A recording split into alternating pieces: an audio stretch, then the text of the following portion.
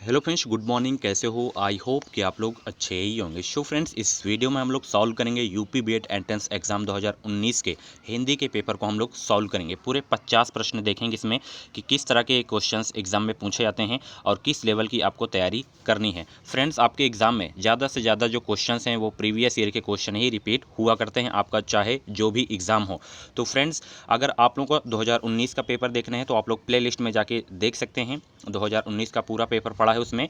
तो अगर आप लोगों को इसकी पीडीएफ वगैरह चाहिए तो आप लोग हमारे टेलीग्राम चैनल पे जाके ज्वाइन होके आप लोग एक साथ सारी पीडीएफ वहाँ पे डाउनलोड कर सकते हैं। 2019 की भी और 2020 की भी पीडीएफ मैंने एक साथ डाल दी है, आप लोग वहाँ से जाके डाउनलोड कर सकते हैं। तो चलिए फटाफट स्टार्ट करते हैं। पूरे 50 प्रश्न हम लोग सॉल्व करते हैं। पहला क्वेश्चन ये पूछा गया था, मुख्यार्थ में बाधा उपस्थित होने पर रूढ़ि या प्रयोजन के कारण शब्द की जिस शक्ति के द्वारा मुख्यार्थ से संबंध रखने वाले अन्य अर्थ का बोध होता है उसे कहते हैं। थोड़ा लंबा प्रश्न है, तो आप लोगों को जैसे अच्छे से पढ़ना है तो आप लोग वीडियो को रोक के पढ़ सकते हैं, या आप लोग पीडीएफ डाउनलोड करने के बाद अच्छे से इन क्वेश्चंस को आप लोग नोट करके याद कर लीजिए। ठीक है, ये आप लोगों के लिए रामबाण है। ठीक है, यही क्वेश्चंस आपके एग्जाम में भी पूछे जाएंगे। ठीक है, ज़्यादा से ज़्यादा क्वेश्चंस आपको याद रखने हैं प्रीवियस ईयर के क्वेश्चंस। तो ऑप्शन बी लक्षणा करेक्ट हो जाएगा। ठीक है, अगला क्वेश्चन देख सकते हैं, पंकज शब्द है। ठीक है, पंकज शब्द क्या है? रूढ़ शब्द है या यौगिक शब्द है या योग रूढ़ है या इनमें से कोई नहीं? तो जो भी इस क्वेश्चन का राइट आंसर हो आप लोग कमेंट बॉक्स में भी अपना राइट आंसर शेयर कर सकते हैं।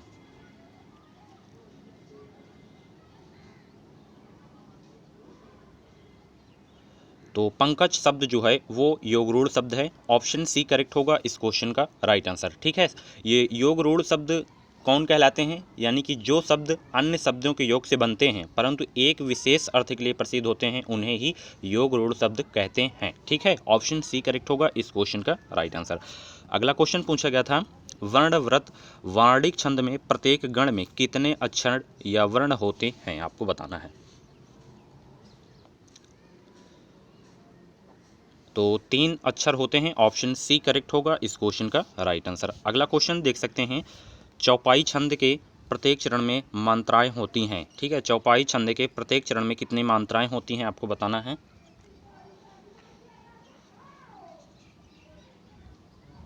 तो देखिए, चौपाई छंद के प्रत्येक चरण में जो मात्राएं होती है वो होती हैं 16-16। ऑप्शन डी करेक्ट होगा इस क्वेश्चन का राइट आंसर। अगला क्वेश्चन पूछा गया था, अनुप्रास अलंकार है, क्या है ये आपको बताना है।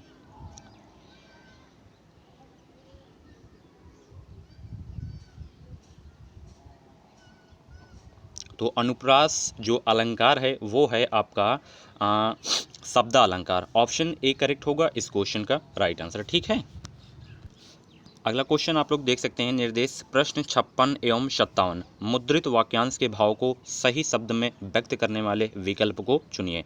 अगला क्वेश्चन ये है, सिर पर धारण करने योग्य क्या कहलाता है? आपको बताना है। तो देखिए, सिर पर धारण करने योग्य जो कहलाता है वो है सिरोधार्य। ऑप्शन डी करेक्ट होगा इस क्वेश्चन का राइट आंसर। अगला क्वेश्चन पूछा गया था, शक्ति का उपासक क्या कहलाता है? आपको बताना है। तो शक्ति का उपासक जो कहलाता है वो कहलाता है शाक्त। ऑप्शन बी करेक्ट होगा इस क्वेश्चन का राइट आंसर। अगला क्वेश्चन पूछा गया था, अवधि का संबंध है, अवधि का संबंध किससे है? आपको बताना है। तो अवधि का जो संबंध है वो है पूर्वी हिंदी से। ऑप्शन बी करेक्ट होगा इस क्वेश्चन का राइट आंसर। अगला क्वेश्चन यहाँ पे देख सकते हैं, क्वेश्चन यहाँ पे आपको तत्सम शब्द का चयन करना है। ठीक है, यानी कि 3 यहाँ पे तद्भव शब्द दिए गए हैं। ठीक है, तो यहाँ पे आपको तत्सम शब्द का चयन करना है, जो भी हो चारों में से तत्सम शब्द। आप लोग कमेंट बॉक्स में अपना राइट आंसर शेयर कर सकते हैं। तो यहाँ पे धर्म आपको दिख रहा है, तो ये आपका जो है वो तत्सम शब्द है। ऑप्शन ए करेक्ट होगा इस क्वेश्चन का राइट आंसर। ठीक है, यहाँ पे आपको नाच दिख रहा है तो ये आपका तद्भव हो जाएगा। और यहाँ पे आंसू, आंसू शब्द भी तद्भव शब्द है। और यहाँ पे कैंची जो है ये तुर्की भाषा का शब्द है, ये आपको याद रखना है। ठीक है, ये आपका तत्सम हो जाएगा धर्म। बाकी ये दोनों आपके तद्भव हो गए, ये आपका तुर्की भाषा का शब्द हो गया। अगला क्वेश्चन, तद्भव शब्द का चयन करना है इसमें। ठीक है, तद्भव शब्द का चयन इसमें से आपको करना है। तो इसमें जो तद्भव शब्द है वो है खीर। ठीक है, ऑप्शन सी करेक्ट होगा इस क्वेश्चन का राइट आंसर। खीर का तत्सम शब्द क्या होता है? क्षीर। ये इस तरह क्षीर होता है। खीर का तत्सम शब्द। ठीक है, अगला क्वेश्चन यहाँ पे पूछा गया था। क्वेश्चन ये है, उच्चारण स्थान के स्थान पर ता, था, धा व्यंजन है, कौन सा व्यंजन है आपको बताना है। तो ये जो है दंत व्यंजन है, ऑप्शन बी करेक्ट होगा इस क्वेश्चन का राइट आंसर। ये 2020 के पेपर में भी पूछा गया था क्वेश्चन। ठीक है, अगला क्वेश्चन यहाँ पे देख सकते हैं, धोबी का स्त्रीलिंग है, धोबी का स्त्रीलिंग शब्द क्या होगा आपको बताना है। तो धोबी का जो स्त्रीलिंग शब्द होगा वो होगा धोबिन, ऑप्शन डी करेक्ट होगा इस क्वेश्चन का राइट आंसर। ठीक है, अगला क्वेश्चन पूछा गया था, निरर्थक शब्द में प्रयुक्त उपसर्ग है, उपसर्ग आपको बताना है। जो उपसर्ग होता है वो स्टार्टिंग में लगा करता है, ठीक है, और जो प्रत्यय होता है वो लास्ट में लगता है। तो इसको पहले आप लोग पढ़िए अच्छे से, निरर्थक। ठीक है, इसमें जो निर आ रहा है यही आपका उपसर्ग हो जाएगा निरर्थक में, ऑप्शन बी करेक्ट होगा इस क्वेश्चन का राइट आंसर। ठीक है, अगला क्वेश्चन यहाँ पे देख सकते हैं, यद्यपि में प्रयुक्त संधि है, यद्यपि में प्रयुक्त संधि कौन सी है, दीर्घ संधि या गुण संधि, यण संधि, आयत संधि, कौन सी संधि, आप लोग फटाफट कमेंट बॉक्स में शेयर कर सकते हैं। तो यद्यपि में जो प्रयुक्त संधि है वो है यण संधि। ठीक है, ऑप्शन सी करेक्ट होगा इस क्वेश्चन का राइट आंसर। यद्यपि, यद्यपि का संधि विच्छेद क्या होगा, यदि, धन, अपि, संधि विच्छेद भी पूछा जाता है। ठीक है, अगला क्वेश्चन, गायक शब्द का संधि विच्छेद क्या होगा, गायक, बहुत इंपॉर्टेंट क्वेश्चन है ये, 2020 के भी पेपर में पूछा गया था। गायक शब्द का संधि विच्छेद क्या है आपको बताना है। तो गायक शब्द का जो संधि विच्छेद है गय धन अक, ऑप्शन सी करेक्ट होगा इस क्वेश्चन का राइट आंसर। ठीक है, अगला क्वेश्चन पूछा गया था, हिंदी में कारकों की संख्या है, मोस्ट इंपॉर्टेंट क्वेश्चन आपके एग्जाम के लिए, हिंदी में कारकों की संख्या कितनी है ये आप लोग याद कर लीजिए। तो हिंदी में जो कारकों की संख्या है वो है 8, ऑप्शन डी करेक्ट होगा इस क्वेश्चन का राइट आंसर। ठीक है, अगला क्वेश्चन पूछा गया था, वाक्य को पढ़ते अथवा बोलते समय बहुत थोड़ा रुकने के लिए किस चिन्ह का प्रयोग किया जाता है। ठीक है, बहुत थोड़ा रुकने के लिए किस चिन्ह का प्रयोग किया जाता है, थोड़ा से आप लोग सेंस लगाएंगे तो इस क्वेश्चन को सॉल्व कर लेंगे। तो जब आप लोग कुछ भी वाक्य लिखते हैं तो थोड़ा सा जैसे हमें रुकना है तो हम क्या लगाते हैं, कामा, जिसे हिंदी में बोलते हैं अल्प विराम, ऑप्शन ए करेक्ट होगा इस क्वेश्चन का राइट आंसर। ठीक है, अगर पूरा रुकना है तो क्या लगाते हैं, पूर्ण विराम। अगला क्वेश्चन देख सकते हैं, यहाँ पे पूछा गया था, दो निकटवर्ती वर्णों के परस्पर मेल से जो विकार होता है उसे कहते हैं, क्या कहते हैं आपको बताना है। बहुत इंपॉर्टेंट क्वेश्चन है, जब आप लोग, अभी मैं आपको बता रहा हूँ, देखिए जो दो निकटवर्ती वर्णों के परस्पर मेल से जो विकार होता है उसे जो कहते हैं संधि कहते हैं, ऑप्शन डी करेक्ट होगा इस क्वेश्चन का राइट आंसर। जब आप लोग संधि पढ़ेंगे, लुसेंट बुक पढ़ेंगे तो सबसे पहले हेडिंग आपको यही देखने को मिलेगी कि संधि किसे कहते हैं। तो संधि उसे कहते हैं जो दो निकटवर्ती वर्णों के परस्पर मेल से जो विकार होता है उसे संधि कहते हैं। तो इस क्वेश्चन का जो राइट आंसर है ऑप्शन डी करेक्ट होगा। ठीक है, अगला क्वेश्चन यहाँ पे देख सकते हैं, क्वेश्चन पूछा गया था, यशोगान शब्द की रचना हुई थी, कैसे हुई थी आपको बताना है यशोगान शब्द की रचना। तो विसर्ग संधि द्वारा इसकी यशोगान शब्द की रचना हुई थी, ऑप्शन सी करेक्ट होगा इस क्वेश्चन का राइट आंसर। अगला क्वेश्चन पूछा गया था, हिंदी साहित्य के आदिकाल का प्रधान रस है, हिंदी साहित्य के आदिकाल का प्रधान रस है, क्या है आपको बताना है। तो देखिए हिंदी साहित्य के जो आदिकाल का प्रधान रस है वो है वीर रस, ऑप्शन डी करेक्ट होगा इस क्वेश्चन का राइट आंसर। अगला क्वेश्चन पूछा गया था, सरकारी पत्र की भाषा होनी चाहिए, क्या होनी चाहिए आपको बताना है। तो सरकारी पत्र की जो भाषा होनी चाहिए वो होनी चाहिए औपचारिक, ऑप्शन सी करेक्ट होगा इस क्वेश्चन का राइट आंसर। अगला क्वेश्चन पूछा गया था, काव्य शास्त्री संप्रदायों की संख्या है, काव्य शास्त्री संप्रदायों की संख्या है कितनी है आपको बतानी है। तो देखिए काव्य शास्त्री संप्रदायों की जो संख्या है वो है 6, ऑप्शन बी करेक्ट होगा इस क्वेश्चन का राइट आंसर। ठीक है, अगला क्वेश्चन पूछा गया था, प्रत्येक देश का साहित्य वहाँ की जनता की चित्रवती सचित्र प्रतिबिंब होता है, कथन है, क्या कथन है आपको बताना है, किसका कथन है आपको बताना है।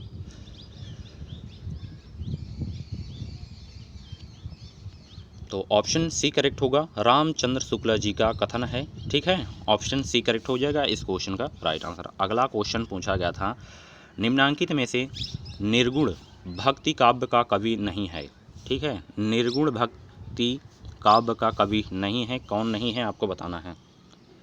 तो इसमें से हैं केशवदास नहीं है, ऑप्शन डी करेक्ट होगा इस क्वेश्चन का राइट आंसर।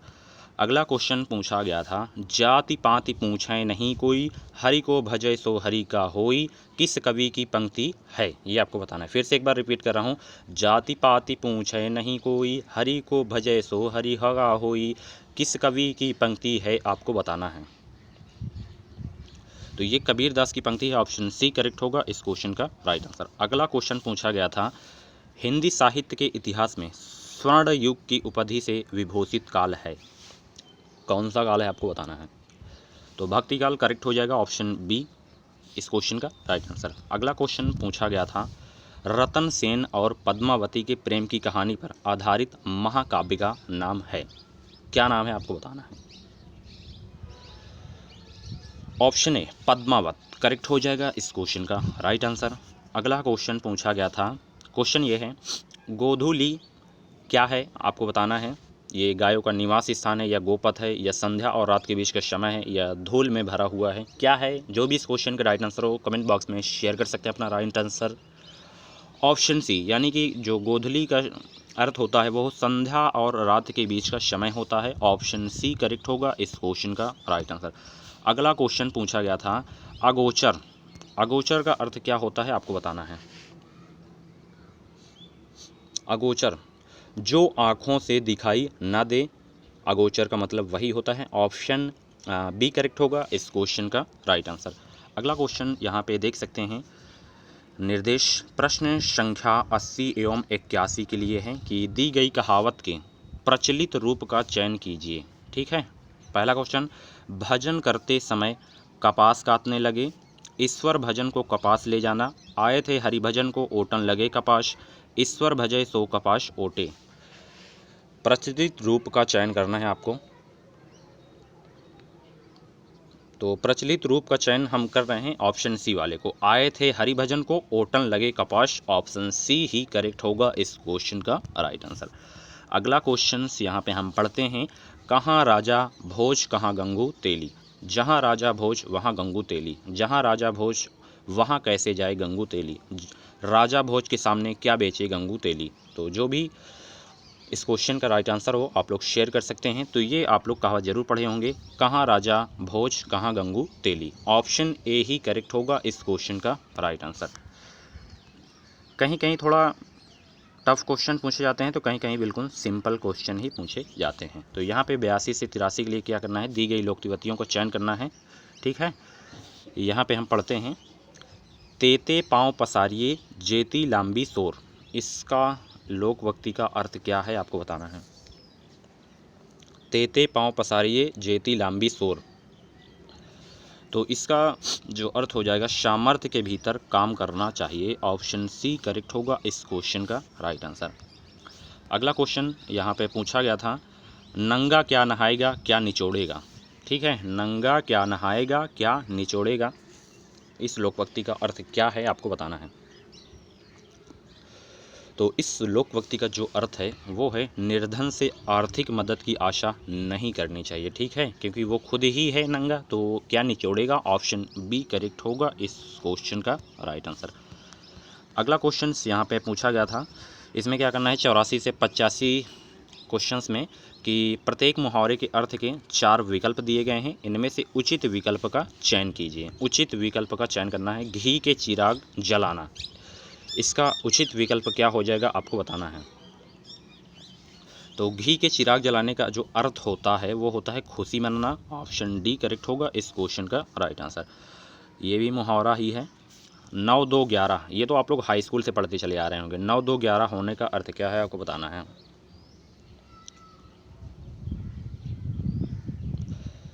तो 9 2 11 होना का अर्थ है भाग जाना, ऑप्शन बी करेक्ट होगा इस क्वेश्चन का राइट आंसर, ठीक है। अगला क्वेश्चन, निम्नलिखित में से शुद्ध वर्तनी नहीं है, यानी कि 3 जो हैं वो शुद्ध हैं और एक अशुद्ध है, तो अशुद्ध वाले को ही चयन करना है हमें। यहाँ पे पोएम, यही आपका जो है शुद्ध वर्तनी नहीं है, ऑप्शन सी करेक्ट होगा इस क्वेश्चन का राइट आंसर। यहाँ पे श्रृंगार दिख रहा है, तो कभी कभी श्रृंगार को भी पूछ लिया जाता है, तो ये आपको याद रखना है, श्रृंगार ऐसे ही लिखा जाता है, ठीक है। अगला क्वेश्चन उसी तरह है, निम्नलिखित में से शुद्ध वर्तनी का चयन करना है इसमें। तो इसमें जो है ये आपका अशुद्ध हो जाएगा, ये अशुद्ध, ये तो ये आपका शुद्ध हो जाएगा वार्ड में। ठीक है, ऑप्शन ए करेक्ट होगा इस क्वेश्चन का राइट आंसर। अगला क्वेश्चन, सुरपति का अर्थ है, सुरपति का अर्थ क्या है आपको बताना है।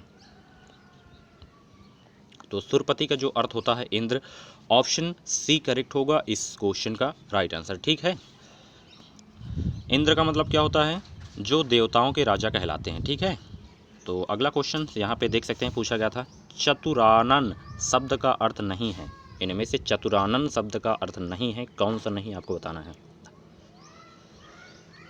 यहाँ पे चतुरानन शब्द का जो अर्थ नहीं है वो है चालाक, ऑप्शन डी करेक्ट होगा इस क्वेश्चन का राइट आंसर। अगला क्वेश्चन पूछा गया था, यथा स्थान में समास है, यथा स्थान में कौन सा समास है आपको बताना है। तो यथा स्थान में जो समास है वो है अव्ययीभाव समास, ऑप्शन ए करेक्ट होगा इस क्वेश्चन का राइट आंसर। अगला क्वेश्चन पूछा गया था, निम्नलिखित में से कौन सा विदेशी शब्द नहीं है, विदेशी शब्द कौन सा नहीं आपको बताना है।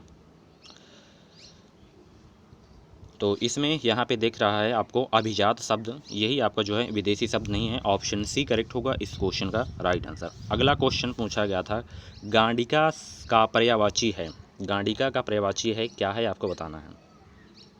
तो इसका जो पर्यायवाची शब्द है वेश्या, ऑप्शन बी करेक्ट होगा इस क्वेश्चन का राइट आंसर। अगला क्वेश्चन पूछा गया था, भवित बेता का पर्यायवाची है, भवित बेता का पर्यायवाची है क्या है आपको बताना है। तो इसका जो पर्यायवाची शब्द है वो है नियति, ऑप्शन ए करेक्ट होगा इस क्वेश्चन का राइट आंसर।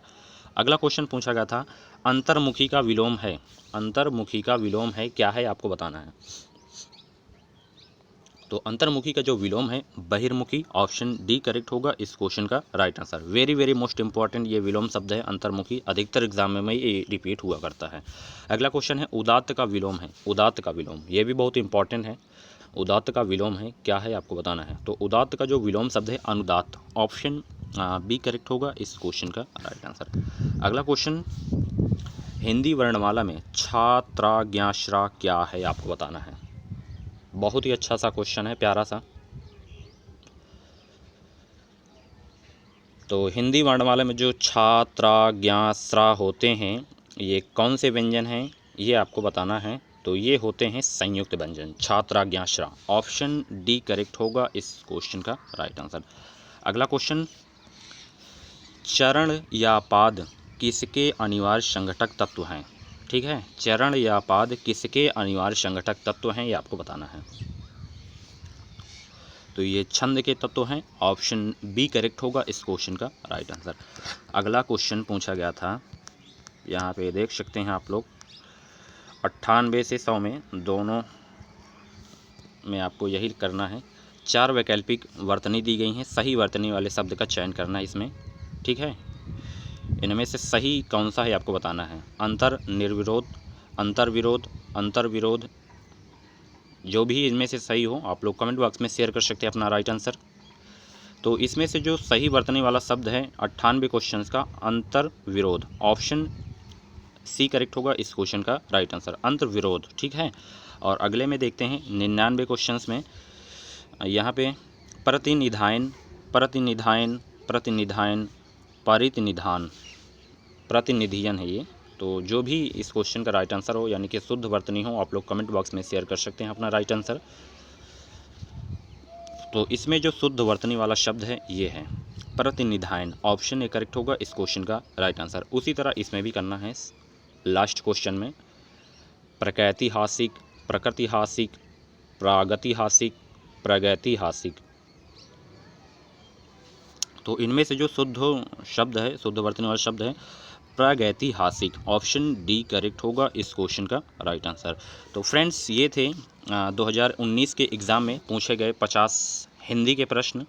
अगर आप लोगों को 2020 का हिंदी का पेपर देखना है तो आप लोग प्ले लिस्ट में जाके देख सकते हैं। अगर आप लोगों को उसकी PDF चाहिए तो आप लोग हमारे टेलीग्राम चैनल पे जुड़ जाइए, आपको वहाँ पे स्टडी मटेरियल यानी कि PDF वगैरह वहाँ पे एक साथ मिलती रहेंगी। तो इस चैनल को अभी तक आप लोग सब्सक्राइब नहीं किए हैं तो प्लीज़ चैनल को सब्सक्राइब करके बगल में बेल आइकन को ऑन कर लीजिएगा। आपको इस चैनल के माध्यम से निश्चित ही मदद मिलेगी। तो इस वीडियो को शेयर करें, लाइक करें, चैनल को प्लीज़ सब्सक्राइब करना ना भूलिएगा। Thanks for watching. अगर आप लोगों को कुछ भी बीएड से संबंधित डाउट है तो आप लोग कमेंट बॉक्स में पूछ सकते हैं, उसमें आपको रिप्लाई नहीं मिल रहा है तो आप लोग हमारे व्हाट्सएप नंबर पे कुछ भी इन्फॉर्मेशन देख सकते हैं। ये रहा हमारा व्हाट्सएप नंबर 7905632533। इस व्हाट्सएप नंबर पे आप लोग बीएड से संबंधित कुछ भी इन्फॉर्मेशन ले सकते हैं। Thanks for watching.